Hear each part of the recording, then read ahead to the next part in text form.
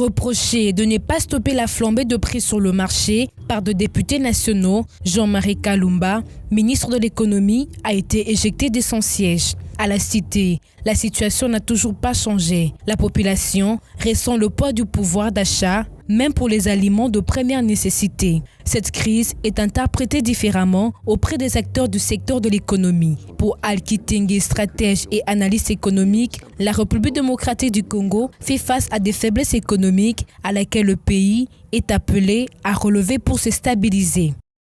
La première, c'est que nous sommes victimes d'une spéculation liée au simple fait que notre économie est entre les mains des étrangers. Et par définition, ils développent tous les mécanismes nécessaires d'optimisation de leurs bénéfices et personne ne devrait leur en vouloir. Deuxième chose, c'est ce qu'on appelle l'extraversion de l'économie. Ça veut dire qu'en fait, le Congolais trouve normal que même la tomate, il l'importe. L'oignon, il l'importe. Les cure-dents, il les importe.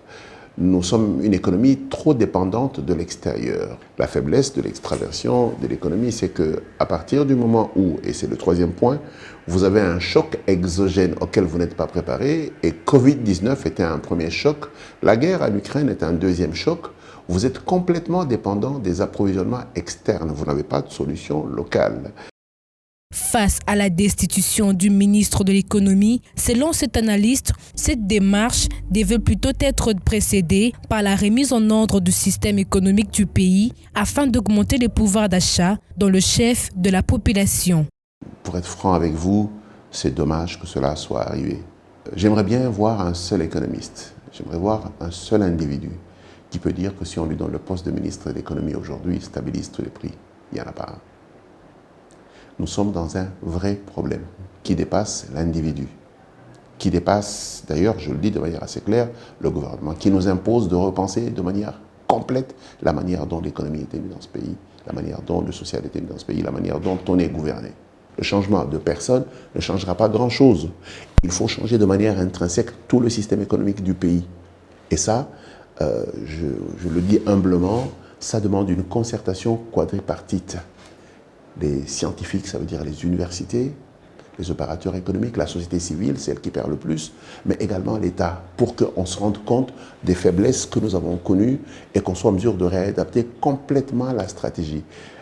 Al-Kitenge préconise que le pays intensifie son commerce transfrontalier dans cette démarche de recréation de l'économie nationale en lieu et place de destituer les gestionnaires de ces ministères.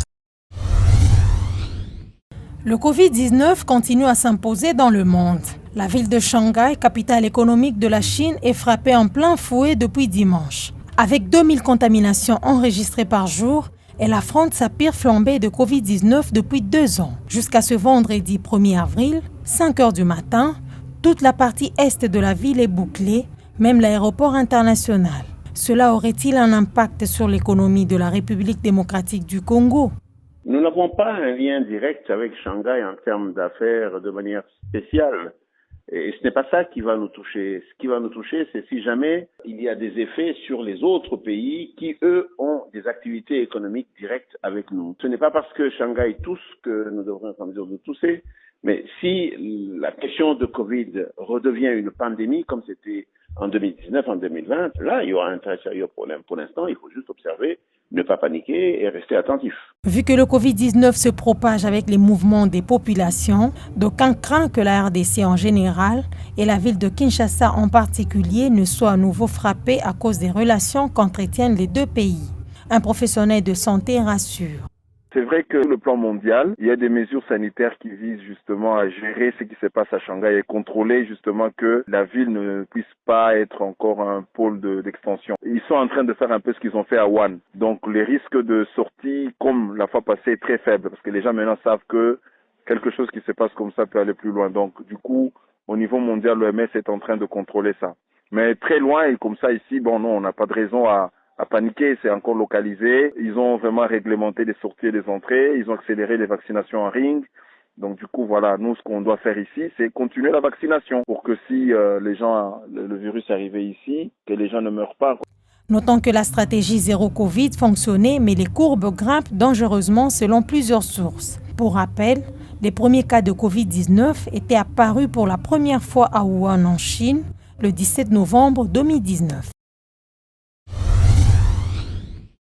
Les conditions de travail des infirmiers en République démocratique du Congo préoccupent-elles les autorités? Car selon les infirmiers, la semaine de l'infirmier francophone ne va rien changer à leur quotidien si la volonté politique n'y est pas. C'est le cas d'un infirmier de Mbandaka qui répond sous anonymat. Quelle que soit la célébration de 30e semaine, ça ne va rien changer aussi longtemps que les gestionnaires de la chose publique ne mettent pas tous les paquets pour que l'infirmier fasse bien son travail. Et faire bien son travail signifie avoir tous les moyens qu'il faut, avoir tous les matériels, avoir tous les équipements, être motivé psychologiquement, socialement, financièrement, et voilà. Donc, c'est un peu ça. On ne peut pas s'attendre à un résultat lorsque tous les atouts ne sont pas réunis. C'est sur le thème évolution de la qualité dans l'offre de soins à l'hôpital que le ministre de la Santé publique, Hygiène et Prévention, le Dr Jean-Jacques Mbungani, a lancé les activités de la 15e édition de la semaine infirmière francophone CIFRAC mardi dernier à Kinshasa. Est-ce une occasion de se pencher sur les problèmes des infirmiers en RDC? Un infirmier du Sud Kivu pense également que les problèmes des infirmiers sont dus au mauvais choix des dirigeants. Si le problème n'est pas réglé, c'est le système sanitaire qui est mal géré. Donc il faut que le système politique sanitaire soit d'abord réglé pour que tout marche comme les gens pouvaient peut-être l'attendre. D'abord, et que les sommets soient réglés au niveau de base, tout va marcher. Parce que si les sommets ne sont pas réglés, la base aussi n'est pas réglée, ne sera pas gérée. Parce que même si au niveau de la base, c'est ordonné ou c'est organisé, toutes les difficultés viennent de la base vers les sommets.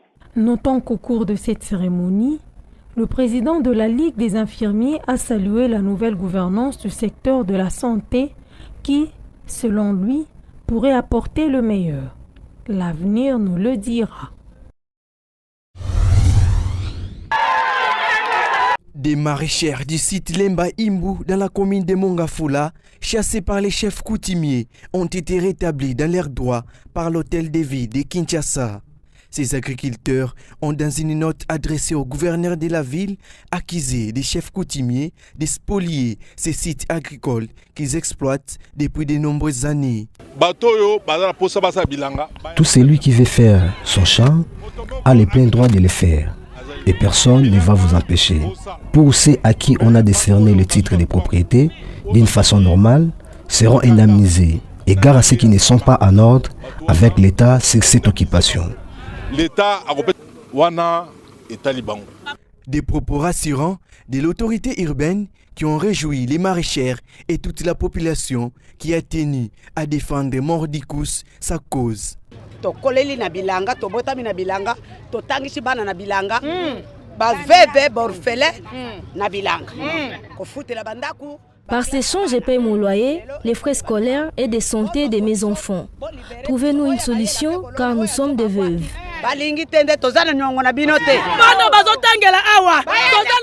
Nos enfants veulent étudier et dépendre de ce travail. Ces terres nous ont été attribuées légalement. Voici tout le document dont nous possédons. Ayant écouté sur place toutes les explications lui fournies respectivement par les bourgmestres de la commune de Mongafula, les chefs coutumiers ainsi que les maraîchères, les patrons de la ville de Kinshasa assurent un temps ferme, rappeler aux chefs coutumiers que ce site est un lieu qu'on ne peut pas spolier du fait que l'État avait attribué aux hommes et femmes maraîchères. À dater d'aujourd'hui, vous aurez mes coordonnées. Que ce soit un chef coutumier, un soldat, un juge, personne ne peut l'occuper.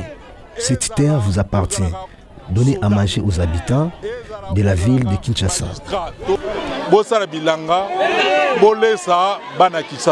Le gouverneur Jantini Ngobila a promis de poursuivre toute personne qui sera prise dans les filets pour les mêmes actes. À Kinshasa, il est 10h. Désiré Bompoké visite sa ferme située à Ndjil-Sekomaf, dans la banlieue est de la capitale congolaise. Dans sa ferme, il pratique souvent le maraîchage. Présentement, on cultive selon le climat.